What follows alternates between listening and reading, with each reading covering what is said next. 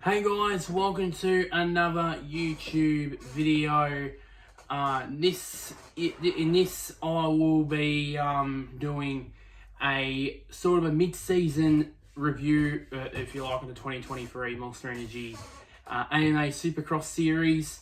To all of you guys who are Supercross fans, I apologise for not doing reviews of the last most of the season since Anaheim, as you guys all know. Which I'm not wearing this, by the way. Not wearing the splint for this, by the way. I did break my finger, which meant I was out of action for about 5-6 weeks. So I couldn't, do videos and that sort of stuff, and that meant I couldn't review any sort of Supercross races. So I just said to myself, just wait until halfway through the season, do a mid-season review, and then resume the individual round reviews. So in this review, I'm going to go brand by brand. So firstly, I'll talk about Honda, Yamaha, KTM, and so forth, right down to Suzuki lastly. And also I'll be talking about as well 450 and 250 East and West. I'll be doing those as well. So let's get into it. So the first cap of the rank is Honda. I'll talk about their 450 Supercross team, obviously. Only one man to talk about, and I know, yes, Colt Nichols needs to get mentioned. Yes, I know, there he is. I've mentioned him with his multiple season and all that.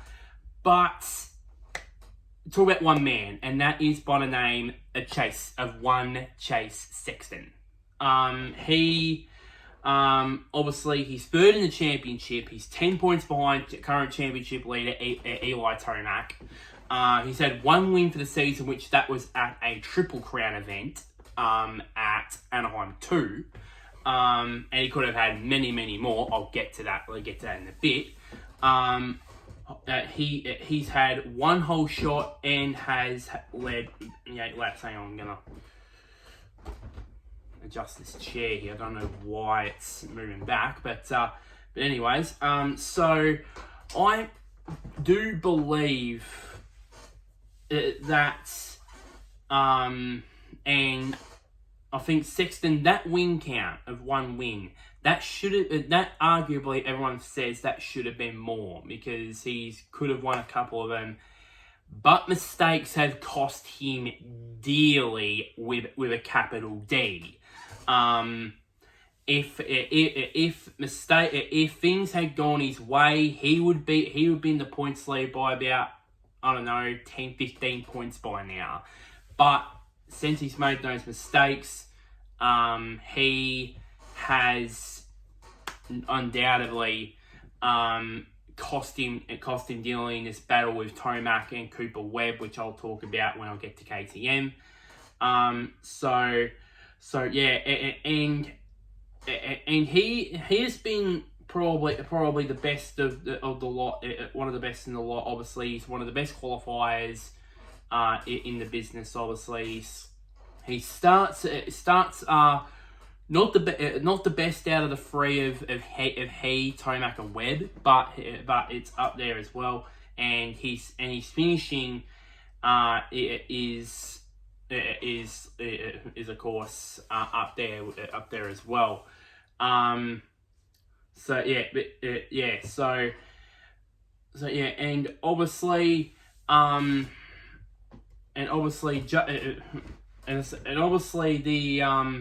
and he's also been pretty consistent as well. He's the only one who has podiumed 7 times this year. 7 times this year. We start off with a third at Anaheim 1. His worst finishing position was 5th at San Diego when he had some bike troubles during the heat race that week, in that event as well. And then from afterwards, you got first, second, second, third, second, third. Which a couple of those probably that could have ended in wins, but unfortunately he didn't end up getting those. Do I think he's in title contention? Yes, definitely. I'll talk about this title fight in depth when I get to the end. Does he have on the pace? He's got a bit of is a chance for this title. Hell yeah, of course. I didn't think that he at the start of the year. I think I did this in my season in one of the episodes in my season preview series for the Supercross season this year. I think I said I wasn't that down, I believe, on everybody saying Sexton to win the title. But now I'm turning it all around that he is a title contender, but to say that he's going to win the title, it's still a bit of a question mark for me because of the amount of mistakes he's made in races, in main events. So I believe that my verdict is I think he'll figure in the championship at the end of the season. Switching gears to 250s for Honda, I might as well just bring them in together. Jet and Hunter, the two best guys in the 250 Supercross scene. 250 Supercross scene. I mean, both pretty much are the same sort of thing. The one stat that leapt out of the page to me when I looked at my laptop at PFD pages on the internet of Supercross results, what leapt out at me was it says here Jet Lawrence has led 46 laps led. The only other guy that's led races was second. I believe I have to double check this. Yeah, have to check this somewhere. I don't think I've mentioned it, but I believe it's either Cameron Mcadoo or RJ Hampshire.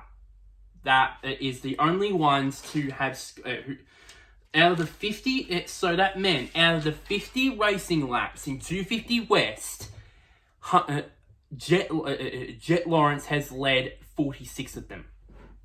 He's led pretty much 80 to 85% of race of the season in 2023. That is outrageous. And even the average starts and finishes are outrageous too. He has an average start of 1.7. He every single time he always when he gets the whole shot line, he always starts at the front, and he always finishes at the front too with the average of 1.3. The average finishing position of 1.3.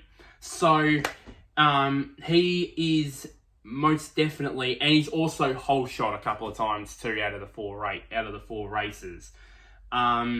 His only real bad race this year has been, ironically, the Anaheim 2 Triple Crown. And the same too with Hunter when he finished third at the Triple Crown round at Arlington as well. Hey, if you could get a podium with your worst races so far this year, that come in a second for Jet and a third for Hunter, just everybody in the Supercross fraternity is if they're not on notice already, they are on freaking notice. So let's just say that. Here. Hunter, as we all know, is of course the same amount of wins as Jet with 3, as at only the one whole shot. He starts to usually, according to the statistics, he has let him down. He only has an average start of about 3.3, compared to his finishing of 1.5. So his starts are not that good per se, but it's the same thing as Jet. He's won 3 of the 4 rounds. His worst round was when he was on the podium in Arlington. And one of the two, right, and one of the 3 wins that he had, which was ironically at I think it was at Tampa, he shouldn't have won because he took that last lap pass on Nate Thrasher. So he will talk about in a bit. So it's pretty much obvious that we're gonna see both Jet and Hunter have number one will be lifting the number 1 plates for number 1 East and West 250 classes high at the end of the season, no doubt about it. And we might see Hunter, and we might see. I don't know if we've ever seen any of you guys comment down below. I think we haven't seen 2 brothers that have won both Supercross and have won the double in consecutive years. Because Jet in 2022 won the double in terms of Supercross and Motocross. Of course, in Motocross wise, defending his 2021 title. We might be seeing that this year with Hunter because Jet is going up to 450s in the pro motocross scene, and surely enough he's going to set 450 motocross alight. I would assure you of that. But with Hunter, we could see possibility that he could win 250 East and the 250 Motocross, which is the exact same thing as Jet did last year. He won the East title and then won the Motocross title again in 2022. So you never know with that. So yeah, it's just at the moment, it is a Lawrence brothers. What's the word I'm looking for? The Lawrence brothers are currently holding 250 Supercross hostage at this point. They're holding it hostage, and there will be until Jet gets out of the 250 class next season. Ironically, with that, talking about the other riders, the other 250 factory rider, young Chance Hymas. He's been going going quite well. Going 8, 8, 10, and 6 in his 4 races in the east side of things. He's 7th in the championship on the west side, in the championship on the east side, with an average finish of 8, which is great for him, and I would assume that maybe Hunter. I don't think Hunter will go up to 450s in 2024. I think they'll happen in 2025. That's my call. And then have Chance Hymas maybe have Hunter go to the west. Maybe do what Jet did and go up to the west while Chance goes up to the east. Stays in the East Championship. You never know with that. Speaking of East side, speaking of East and Honda teams, Max Anstey has been on fire this season. He's currently 2nd in the championship, 14 points behind Hunter. He's been incredibly consistent. He's been the most consistent guy of the group that is not named Hunter Lawrence. We're finishing a 2nd, 3rd, a 5th, and a 2nd. He's had 3 podium finishes in 2023 so far. Even so far, there was even a rumor that there was protests that there was. I saw on Facebook after the first East round that there was apparently 290 or 285 cc it was just I would not assume that some people would have believed in it. I first looked at it like, oh, that's massive, but then I now think, yeah, that was just a ruse to get someone to just basically, and it was not proven. So yeah, it was pretty surprising, really. for Max Anstey, not surprisingly, in Australia, he did dominate the SX2 championship in the Australian Championship, and not surprisingly, he's in second behind Hunter in 250 Supercross East class there as well. And also to the Smart Soul Bullfrog Sparks Model Concepts team, Mitch Oldenburg in the west side of things. He is fourth in that championship, with finishes of a fourth, seventh, a fourth, and an eighth. In the first couple of rounds, he's had an average finish of 5.8, which is rather good for someone of his quality. At a team like the Motor Concepts team. And back on Anstey for a second. He's 14 points behind. All it needs is one Hunter Lawrence drop, and that East Championship becomes a hell of a lot interesting. We don't know if it's going to happen this weekend at Indy. We don't know. But I believe that this is an important weekend. I think if Hunter Lawrence wins again, then it's almost going to be almost over, pretty much. But if he finishes second, or if he finishes on the podium, then still a chance. But if he crashes as a bad main event, then it closes up the championship again. So it looks like that Honda are going to be in the business end of this season with their 450 guy and Sexton contending for the 450 championship, while Hunter and Jet Lawrence are competing for the 250 titles there. Moving on to Yamaha, of course, and their main man in the 450 class being reigning, defending 450 Supercross champion Eli Tomax, who's currently leading the championship with 5 wins to his name, 3 whole shots, led 70 laps this season, average start of 2.8 with an average finish of 2.4. With his finishing position being 1-1 at Anaheim, 1 in San Diego, a 6, a 1, a 5, a 1, a 3, and a 1. Most recently, he won this weekend for the 7th time at Daytona. So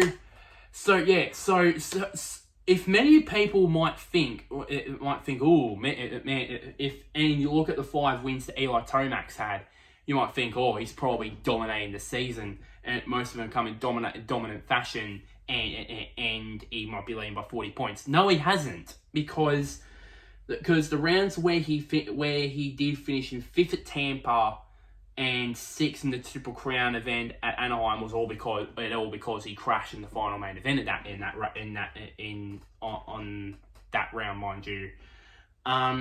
Every time he's threatening to blow this championship apart,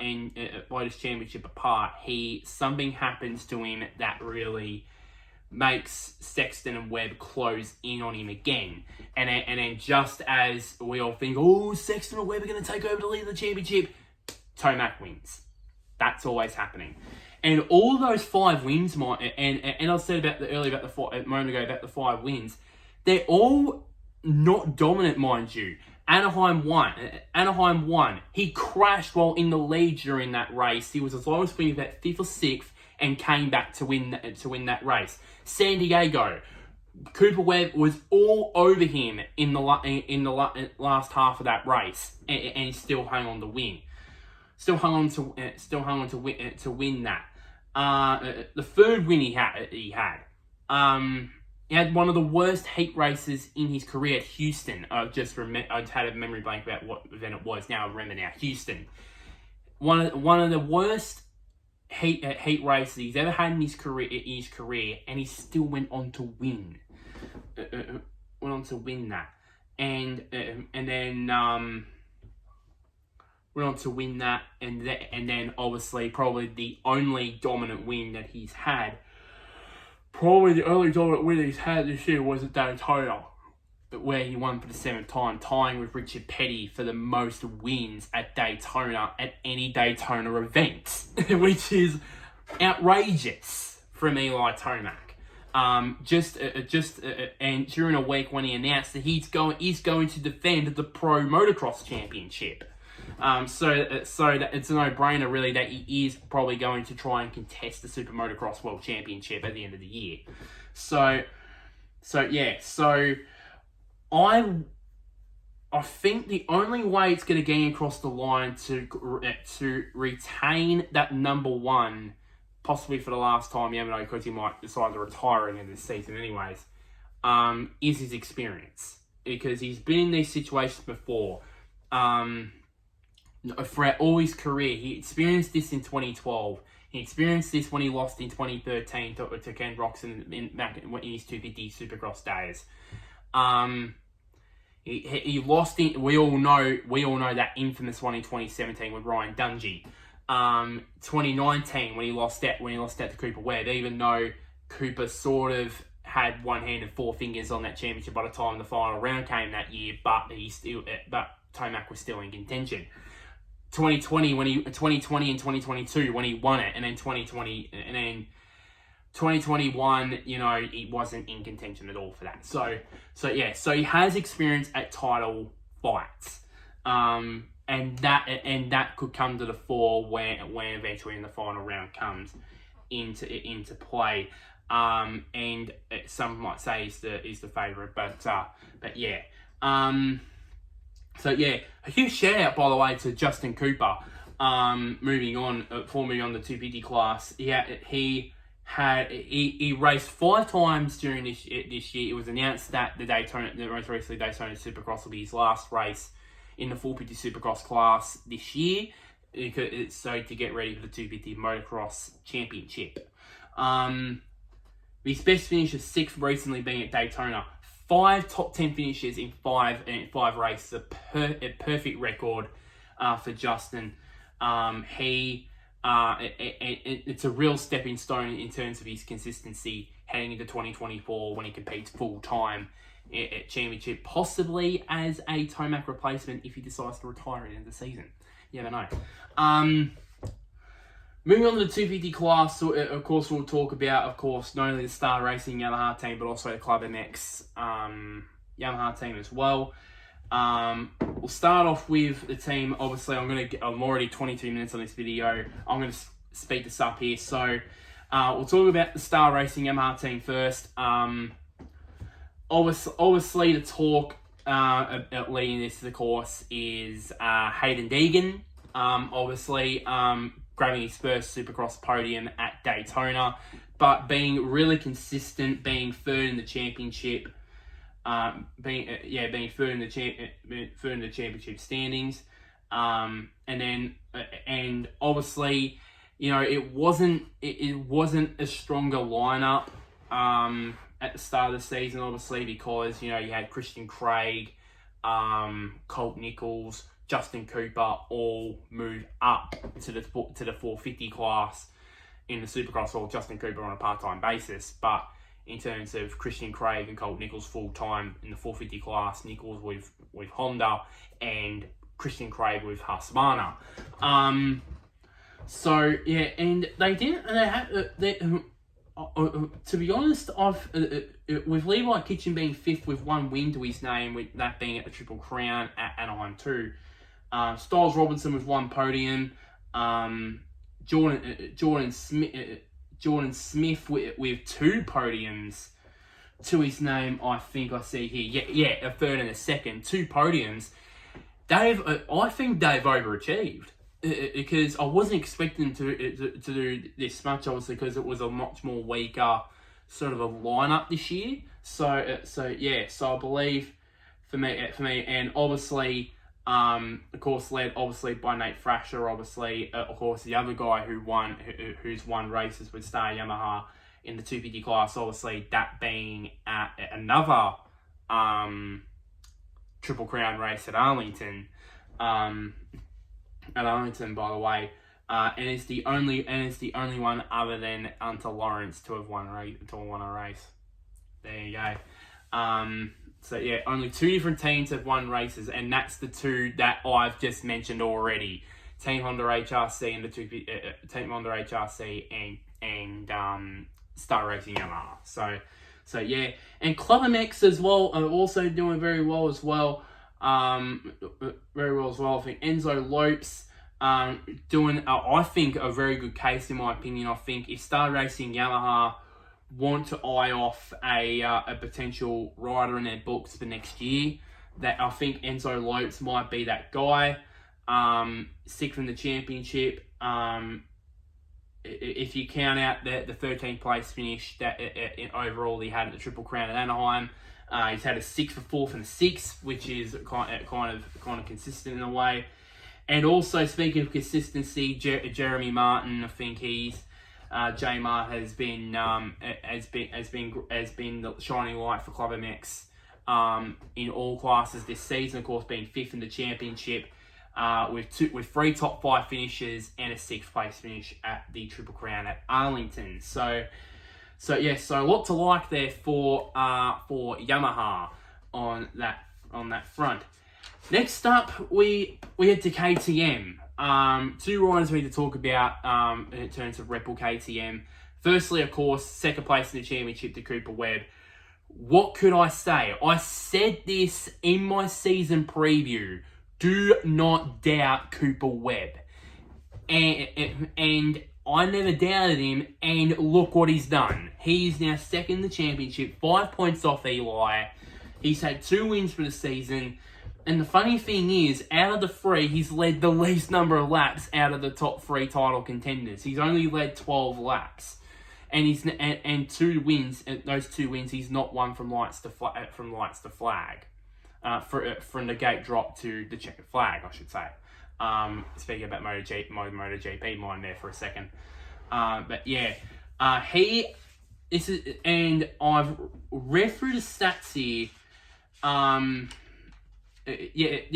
Like his worst finish is 5th. Normally, in the last 4 years since he moved to Red Bull KTM in 2019. I mean, the 2019 and 2021 season when he won the championship, he did not finish outside the top 10. In 2020 and 2022, at least once out of those 2 seasons, he did finish outside the top 10, and he didn't win the title. You can't bet off Cooper Webb at this point. I mean, I think, and I believe, I think I have to check this out. I believe at this time in 2021, I think he also had 2 wins for the season as well. So he's in pretty good stead. And I think I'm gonna say, if there's anybody, I'm gonna mention this again later. If there's anybody who I want to back in a title in a Supercross title fight, it's Coop. It's Coop because he is the most strongest rider in the field mentally. Strongest mentally. Yes, find another rider. Guess another rider in the comments who is on the same level as Coop mentally. Nobody is. Nobody's on the same level as Coop mentally. And he can, and obviously back it up, he could ride a bike freaking well.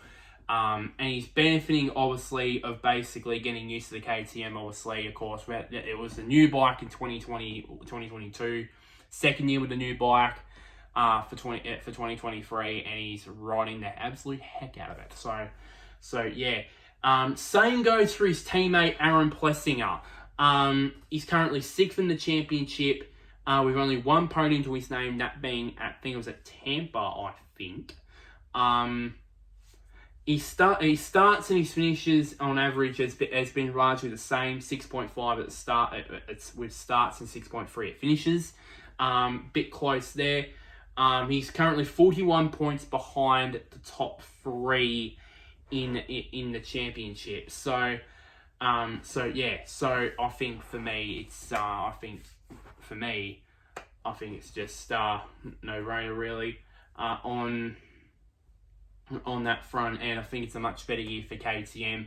Obviously, unfortunately, of course, with the injury to Marvin Musquin after the first round at Anaheim, so he hasn't competed since. So yeah. On the 250 riders, Max Boland on the west side and Tom Vial on the east. Max Voland, he has definitely shown. If you discount the DNQ that he suffered at the second round at San Diego with a few many of accidents, he's had a pretty consistent year. He's had 2 5th-place finishes and a 7th, which yields to him being 8th in the championship. Funnily enough, he has an average start of 4 and a finish average of 5.7, massively discounting the DNQ at San Diego. And he's 8th in the championship. How surprising is that? I think his odds get even better.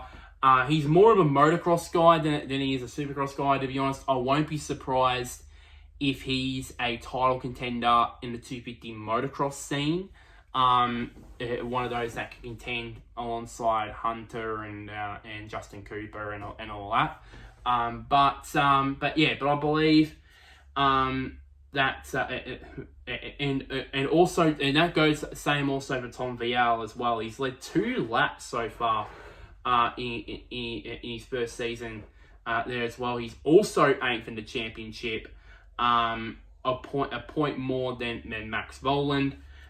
He's had, if you discount the last place finish after crashing most recently this past weekend at Daytona, he had a 7th, a 6th, and a 4th overall.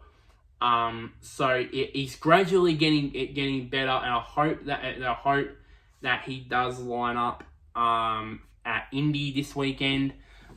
It'll be great to see because I think he's massive improvement. So I think for me, like I said, these two, both Max and Tom, are both more motocross guys than supercross guys, especially Vial being a former MX2 world champion once upon a time. So I won't be surprised if these two are automatically can get a contend for the Pro Motocross Championship in 2023. Bit of a sneak peek there to the Pro Motocross scene there.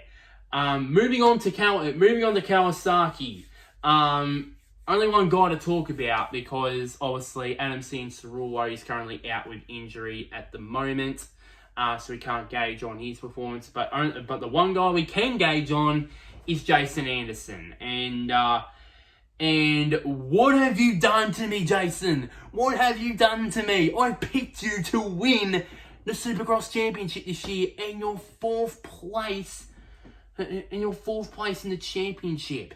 You're 30 points behind Tomac in the standings.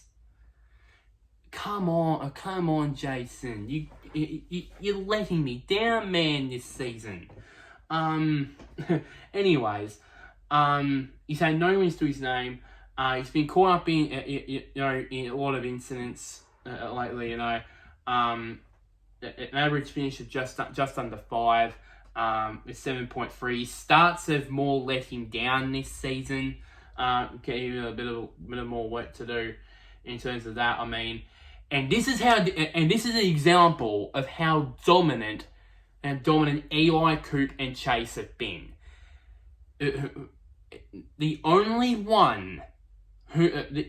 rider outside of that top 3 that has had multiple podiums this year, more than one podium this season, is Jason Anderson, with 2 podiums. That's how dominant those 3 have been. So there you go. So yeah. So that leapt off the page to me, really. I think for me, Anderson's title hopes are over. If Coop, Eli, and Chase continue going on this amazing consistency the way they are, and Anderson's going on like this, he's already out of the title fight. He already is. He's already 30 odd points behind. Unless unless there's one race where both Eli, both Tomac, Sexton, and Webb all crash out and do not finish a race. All three of them do not finish a race. Then and Anderson wins. Then there is a chance that for him to be in that title fight, but that is highly unlikely. So yeah. So for me, I believe Anderson. I've already conceded defeat in my prediction on who won in terms of 450 championship. I've already conceded defeat in that already. God damn you, Jason Anderson. So yeah. Moving on to 250 class, Pro Circuit Kawasaki. Oh boy, what shithousery we got there.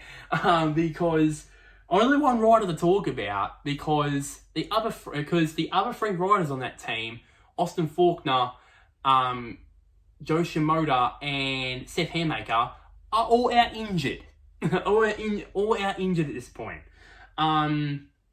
Is that one flying the flag for Pro Circuit Kawasaki is Cameron Mcadoo, currently third in the championship. He's 21 points currently behind Jet in the West Championship. He's had 3 podiums this year. All of them were third place finishes, by the way, with an average start of 2.7. So his starts have been pretty good for Mcadoo. With an average finish of 3.8. He's finishing positions being third, sixth, and third. So yeah. No team to talk about for the East side because if you guys didn't know, obviously at the start of the season, obviously Hammaker and Shimoda got injured, and I swear to God, I've been on every social media site. I could look on every social media site that Monster Energy Supercross has, Instagram, Facebook. Look on their website, many websites. There's been no word about when Hammaker and Shimoda will come back. There's been no official word. Maybe I've just had a bit of a boys look around social media, and maybe they've announced maybe they do come back towards the second half of the East Championship. At this point in time, they've given a beyond a mega head start for Hunter. There's no way now. I think if I was Mitch Payton, I would say to Seth and Joe, just screw coming back for Supercross. We'll see you guys for the opening pro motocross round. That's all. That's what I would do, because their title hopes are over. Their title hopes were over before it even begun, when both of them got injured. So it's currently a bit of a shit situation down there at PC Cowie, but at least Cameron Mcadoo is flying the flag high for Pro Circuit Kawasaki in the 250 class. Moving on to Gas. Oh boy. We've got some interesting things there. So starting for 450 class, Justin Barsha currently is 7th in the championship. He's 44 points behind the top 3, let alone off championship leader Eli Tomax. 44 points behind the top 3. That is telling. He's only had 1 podium finish this season, which was at the second round at San Diego, and is only led three laps this season. Ironically, were the first 3 laps of 2023 at Anaheim 1. There you go. So yeah, and of course his starts have definitely let him down with an average start of 8.5, with average finish of 6.6, which is pretty decent for someone who's at the bottom half of the top 10 in the championship. with his finishing positions being 11th, 3rd, 8th, 6th, 8th, 6th, 7th, and a 4th. Most recently this weekend at Daytona, and it could have been a second podium if it wasn't for his clash with Chase Sexton. Which, by the way, based on that crash, that incident, the second incident where it had Barsha go down again, I did not know that Sexton had stalled the bike. It looked like that he had actually, I don't know if it was actually those were that deep. I thought his bike got stuck in a rut. I thought a rut was that deep that it actually got stuck in there. Because I might have to check the footage again. I don't remember seeing it. I might have to check the vision again. I don't think it didn't look like he was starting the engine up. I might have to check it closely with that incident. Because it looked like that his bike got stuck in a rut, I would believe. But according to that, probably he had stalled the bike, and that's how he collided with Barsha for the second time. That's how Bam Bam went down. Obviously subpar results. Obviously for Bam Bam. Obviously none of his own doing, because of obviously the new bike. Obviously, KTM and Husky had this same issue in 2022. It was only appropriate, and I wasn't surprised at all that these kind of mediocre results were equated for gas and only 450. But now we move on to 250 as well. Pierce Brown is 9th in the championship. Obviously, he didn't compete at the opening round at Anaheim because of him crashing the heat race and having an injury, which he competed in the next week. With him finishing 5th, 8th, and a 5th in the last 3 races. But Michael Moserman, not so much, because I boldly predicted him and Hunter to have a full-blown title fight on the east side of things. Let's put it this way. Hunter right now, if I go back here, he is currently on 99 points at the top of the championship. Michael Moserman, 10th in the championship, with 51 points to his name. So I'm already conceding defeat in that bold prediction. Prediction 2. So all of my predictions have not gone well. Not gone well this year on the Supercross side of things. Hopefully in the motocross later in the year, hopefully it gets a bit better, and the Super motocross side of things hopefully gets a bit better. But yeah. There's serious problems with gas, not just because of the bike, not just with the bike, but in terms of their driver lineup. I said this, I admit this about 4 months ago, about a couple of months ago when I did the season previews, that Michael Moserman could be, if Gas would in the future to invest in a second 450 Supercross bike, Michael Moserman would be in that. Or if Bam Bam would to retire in the future, which could happen maybe in the next 2, 3, maybe 4 years, I believe. Then he would be that. Now I think that has changed, because looking at his stats here, his average finish has been 10.3. And that's compared to his teammate on the west side, who's competed in 1 less race than him, and he has an average finish of 6th. And he has started much better too.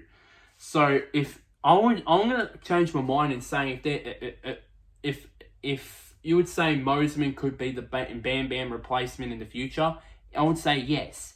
Now, not so much, because he's not the main man there now. He's not the backup plan now. And maybe I overestimated how potentially good the Gas 250 bike could be. Possibly, I might put my hand up and say maybe have overestimated them on that front. But yeah, I think for me, there's no doubt about it. On that front, I mean, his finishing positions at the moment: 6th, 7th, 7th, and a 21st at Daytona. So there's big problems, I think, on the front for the Gas Factory Racing team. Not just with their bike, but also with their riders as well, which they have plenty to think about over the second half of the season. Moving on to the second last manufacturer, Husqvarna.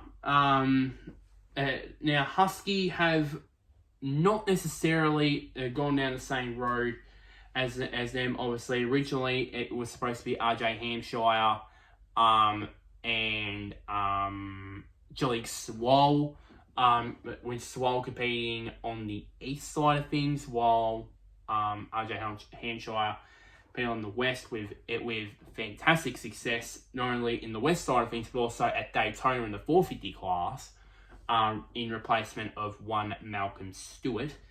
So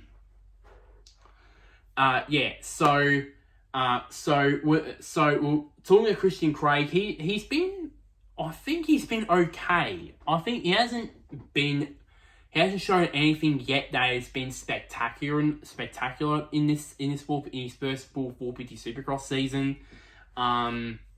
He hasn't shown anything spectacular. Of course, his highest finish for the season has been 7th so far, with his last 4 races being inside the top 10 after a slow start of a 13th and 3 11th place finishes in the first 4 rounds. So I think he's been okay. I think, and he's been doing okay and quite well to be the sole guy for most of the season, with Malcolm Stewart out injured, and then of course most recently RJ Hampshire competing at Daytona. And it's a shame that Mookie was out, because trust me on this. If Malcolm Stewart, if all those crashes didn't happen with Malcolm Stewart, we would be talking about. This is boldly saying, we would not be talking about top 3. We'd be talking about the top 4, because Mookie would have been in that fight. Most undoubtedly, no doubt about it. And he proved it when he ran up front for a period of that high weight. He proved that he can run up front quite well. Unfortunately, of course, Sexton and Webb, Sexton, Tomac, and Webb, and all that were very quicker than him on that front. Moving on to, of course, back to 250 class. Obviously, Hampshire.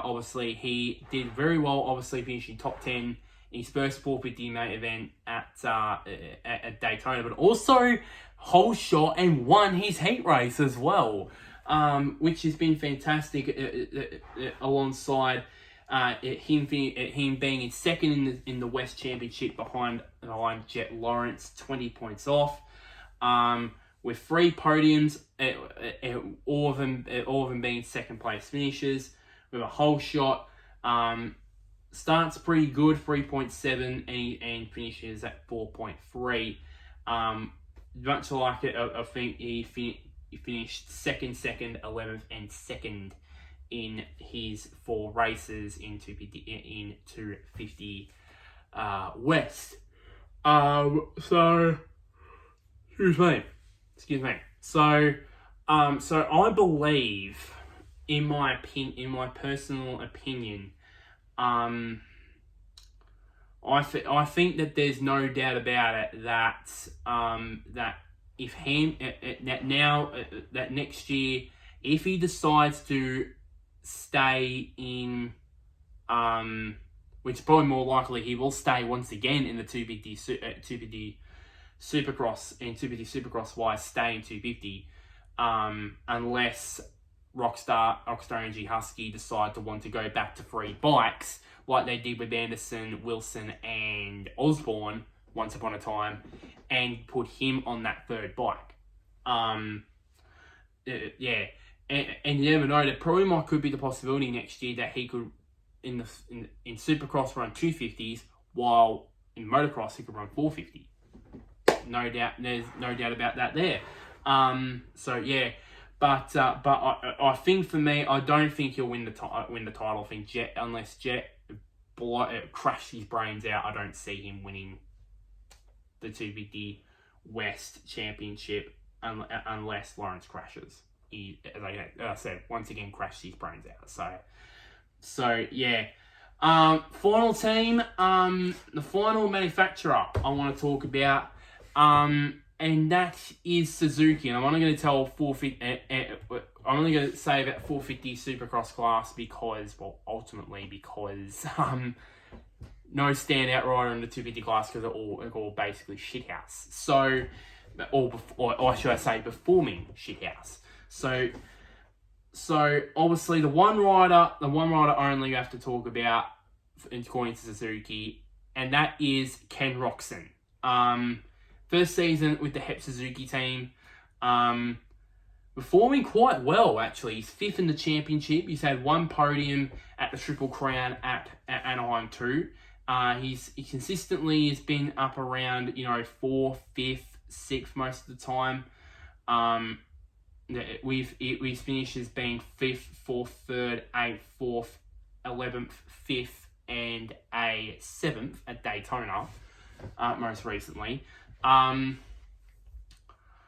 Do I think Roxon's going to win a race?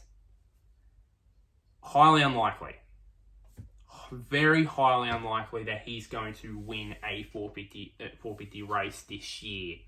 Maybe a couple more heat races, but not a main event. I think Webb, Tomac, and Sexton are just way too strong in my opinion. So I think if he finishes where he is, it's actually where he is around 5th, 6th, maybe 7th in the championship. It's pretty decent championship position for someone on a Suzuki. So on a 4-year-old Suzuki, I should correct myself. So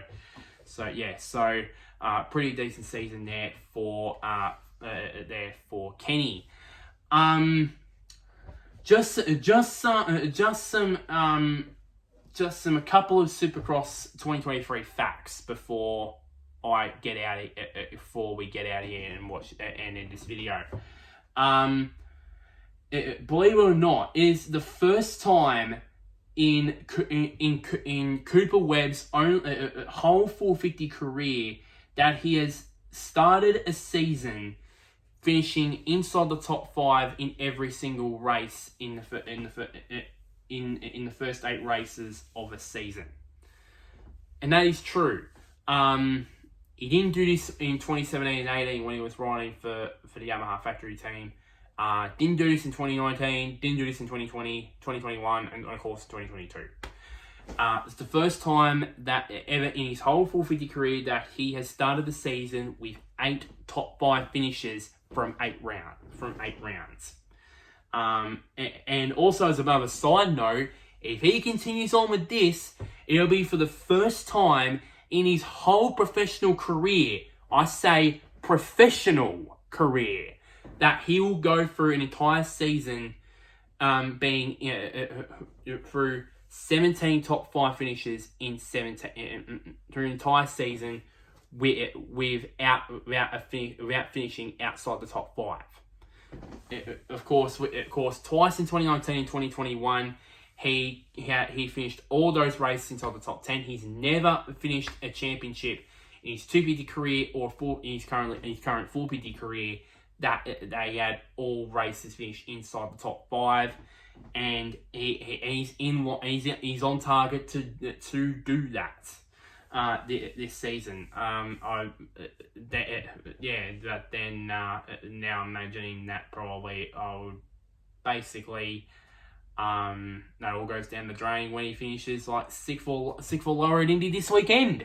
And one final fact. Eli Tomax 5 wins is the most in the first 8 races of a season since Ryan Dungey in 2016, and he went on to win the championship. So yeah, so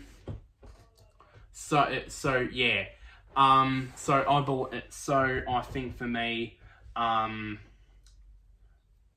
yeah, I think just to close out this video, what I'm going to say is, I don't think I've ever seen a top 3 fight for a championship that is very different. I mean, Sexton with his pace, Webb with his we all know he's strong mental, and obviously the experience of Tomac as well. I've never seen it before, quite as well. So I won't. So yeah, so it's gonna be a massive title fight. Where is it gonna go? I would bet on Tomac and I would bet on Sexton, but I can't. I just can't. I cannot get off. I can't get off the Cooper Webb bandwagon. I just can't, because if I do, he'll go on a tear and would win a 3rd championship. I just can't. So, yeah, at the moment, my opinion, where is it going to go? I think Cooper Webb. I think he and all 3 of these will step it up for the second half of the season. And especially like Cooper Webb, he's done this so many times before. And it's where at some point for Cooper Webb, that switch is gonna get flicked, and he's gonna reel off wins and second place finishes and podiums and so on and so forth, until he goes to that points lead. Yeah, so that's pretty much the end of this video. I've gone pretty long on videos lately because I'm a pretty long talker. So yeah. So like this video, shares to anybody who is a massive Supercross fan, or an Eli Tomac fan, or a Cooper Webb fan, or a Chase Sexton fan. Comment down below, who would you pick out of Webb, Sexton, and Tomac? You would win. Who's your pick out of those 3 to win the championship? Don't pick anybody outside of those 3, because it's highly unlikely that's going to be them. As I proved with picking Jason Anderson, for God's sake. So yeah. And one last thing, somewhere down there,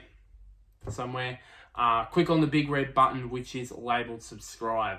But until next time, guys, I'll see you guys later, and wherever you may be, may the sun or the moon shine on you. As you can tell by outside my window, it is definitely, the moon's going to be shining very soon.